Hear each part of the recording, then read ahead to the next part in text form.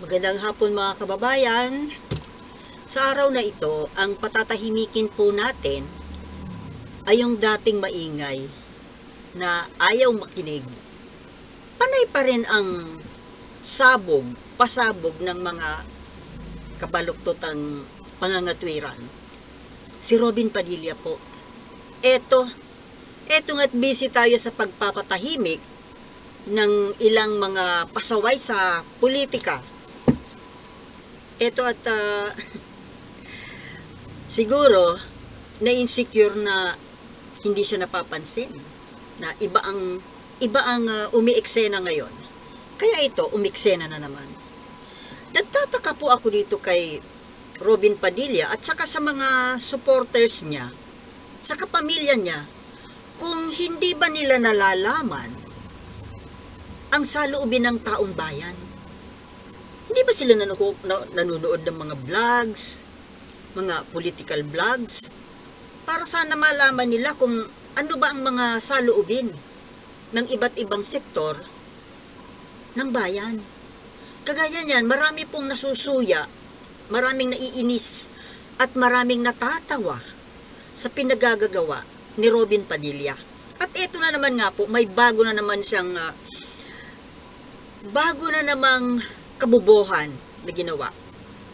Ito sa public hearing po ng Senado tungkol dito sa pagkakabunggo sa isang bangka ng mga mangingisda dyan sa malapit sa Scarborough Shoal.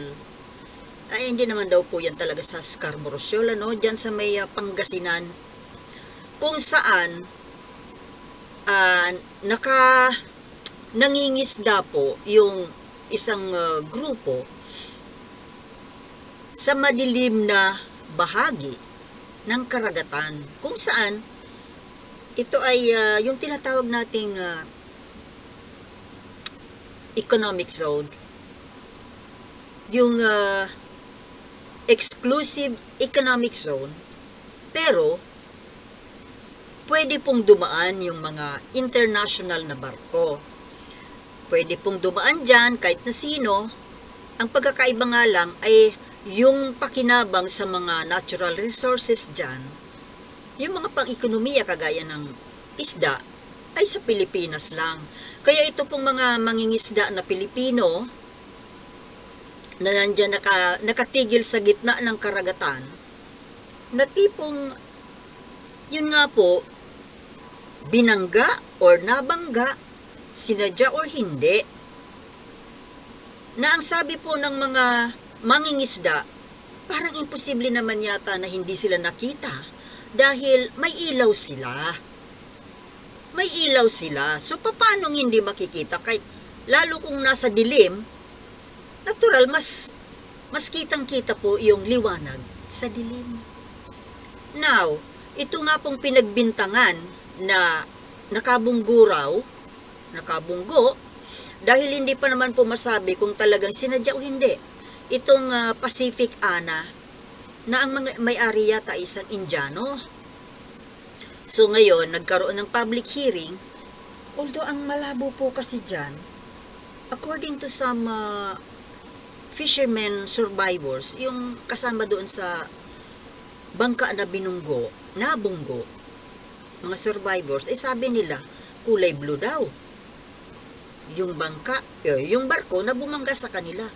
Na kumbaga, yung may kulay blue lang na barko, yung mga Chinese militia vessels na nangingisda rin, pero at the same time, mga espiya. At isa pa, yung mga tripulante po ng Pacific Ana, yung pinagbibintangan nga dito sa pagbubunggo dito sa mga mangingisda na ito, ay marami po mga Pilipinong nandun, mga sorry, mga seamen na nandoon sa barkong yon, na according to them, ayon po sa kanila, sorry,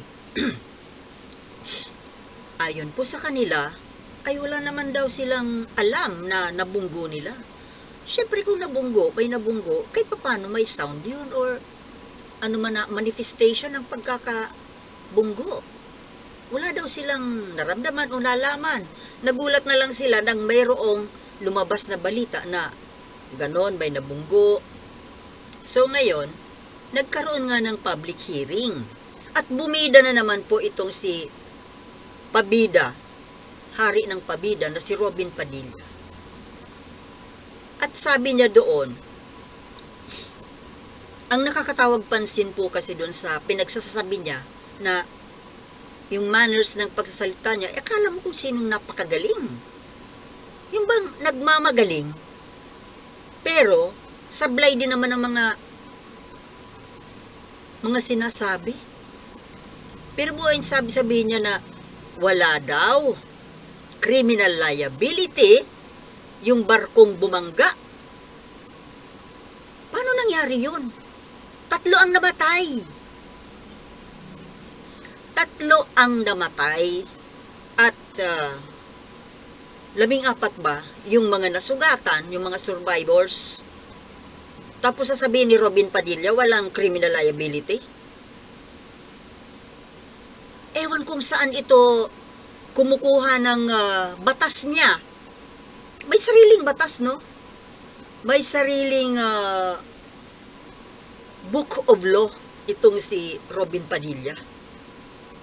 At nakapagtataka din naman po, sa hearing na ito, katabi lamang niya itong si Coco Pimentel. Na si Coco Pimentel po ay isang abogado. Magaling na abogado. Pero hinayaan lang niya na magtatatabil ng ganoon. Ang hindi ko po maintindihan mga kababayan, ganun ba ang kalakaran dyan sa Senado na kapag ang isang senador ay kahit na ito ay nagsasalita na ng mga mali, yung mga senador na may kaalaman, hindi pa kaya pwede na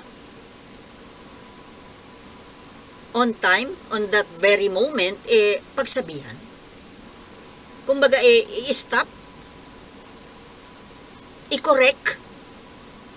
Bakit itong si Coco Pimentel na mahusay na abogado, pinabayaan lang itong isang nag-aabuga-abugaduhan na mali-mali naman ang para bang yung tunog, yung tono po niya doon, para siyang kumakampi pa doon sa barko na pinaghihinalaang nakabundol. Nandun sa harapan yung mga survivors, yung mga mangingisda na binunggo. Kung ikaw po yung mangingisda or pamilya ng mangingisda, ano naman po yung mararamdaman nyo? Na ikaw na yung biktima tapos kakampihan pa yung naka-disgrasya sa'yo? Hindi ko maintindihan kung saan humuhugot ng sarili niyang batas itong si Robin Padilla. At kung daw ka, among those victims and the families of those fishermen victims, sigurado may bumoto yun kay Robin Padilla. Di ba? Tapos, matapos mo siyang iboto, ganun lang ang maririnig mo sa kanya. Ay nako, alam niyo mga kababayan, kung ganito po ang mga mambabatas natin, ay mapapahamak po tayo. Kaya sana naman po magkaroon ng pagbabago sa pamamaraan ng eleksyon natin. Paano kaya? Hindi kaya po pwede na magkaroon man lang ng mahigpit na qualifications ang pagpasok, ang pag-a-apply, kasi parang application po yan ng trabaho Di ba kung sa mga trabaho nga na, kahit nga sa mga sales girl, sa mga managers, supervisors, kahit anong posisyon, mayroon pong qualifications, may job description. Yung qualifications ng aplikante, depende sa job description. Kahit nga mga sales clerk dyan sa supermarket, sangkatutak ang qualifications na hiningi. Mayroon dyan na college graduate, college level, pleasing personality, kung ano-ano pa. Pero ang nakapagtataka po, kung alin yung isa sa mga mabibigat na posisyon sa gobyerno na apektado po sa kanilang trabaho ay ang buong mamamayan, ano lang po ang qualification niyan? Ni wala ngang educational attainment eh. Tingnan nyo sa tumingin kayo dyan sa mga applications, mga job applications dyan, mga job hiring. Ang tindi po ng mga qualifications na hinihingi. Dati high school graduate, at least high school graduate. Ngayon at least second year college. Hanggang sa naging at least college graduate. Mas mataas pa yung qualifications ng mga sales, mga ordinaryong trabaho. Kaysa dyan sa mga trabaho ng mambabatas yan Tapos ang sahod, 500,000. Tapos sablay ang mga ginagawa, ang mga pinagsasabi. At tingnan nyo naman ang pagkatao ng mga nandiyan na yan. Mga bago na mga pasikat. Pleasing personality ba yan? Yan naman po kasi ang mahirap eh. Kasi ang qualifications po ng para sa Pangulo, sa pangalawang Pangulo, sa mambabatas, napakababa. Natural born citizen, can read and write, yun lang. Kahit nga pulubi, can read and write eh. So, ibig sabihin, kahit na sino pwede. Kahit sino, basta natural born citizen, Filipino citizen, know how to read and write, dapat nga mayroon pang mga criminal records. Dapat walang criminal record. Malinis ang background, ang pagkatao. Pero kahit sino na lang nakakapasok dyan. Kahit na may mga plunder cases, mga ex-convict. Di ba? Tama, mali.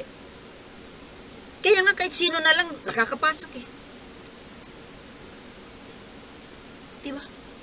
Tapos sasahuran natin ng 500,000. Tapos gusto sasaluduhan. Sana naman po magkaroon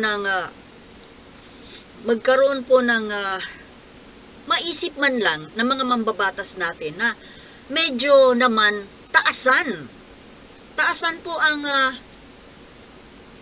criteria, yung kwalifikasyon ng mga aplikante dyan. Kaso, paano mangyayari yung kung sila mismo ang gagawa? Sila mismo ang gumagawa ng batas. Siyempre, yung gagawin nilang batas ay pabor sa kanila. So, paano tayo magkakaroon ng matinong gobyerno kung ganon? Kasi kung medyo tataasan naman po ang qualifications para sa mga aplikante dyan, lalo na dyan sa Kongreso, siguro ko naman makakakuha po tayo ng mga mas matitino, mas maaayos.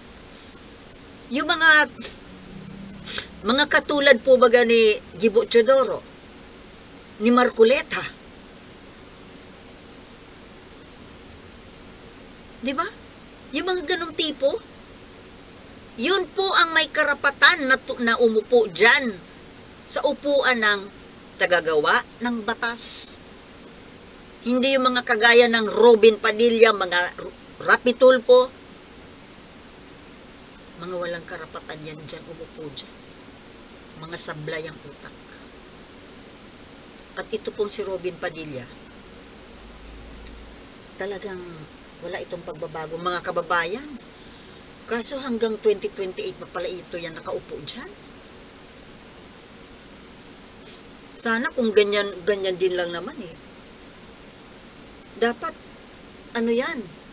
disposable. disposable. Yamang every 3 years ay nagkakaroon ng eleksyon. Dapat every 3 years ang eleksyon. Kagaya niyan, di sana mas mapapaigsi ang pag-upo niyan dyan ng ganyang klaseng senador. Diba? Ay nako. Kawawang Pilipinas. Kawawa ang Pilipinas kung ganitong klase mga mambabatas ang mauupo dyan. Di ba, mga kababayan? Oh, hanggang dito na lamang muna kasi baka may mga natutoksika na naman sa bunganga ko. Okay mga kababayan, hanggang dito na lamang muna. Maraming salamat sa panonood at magkita-kita po tayo sa susunod na mga videos. Thank you. Peace.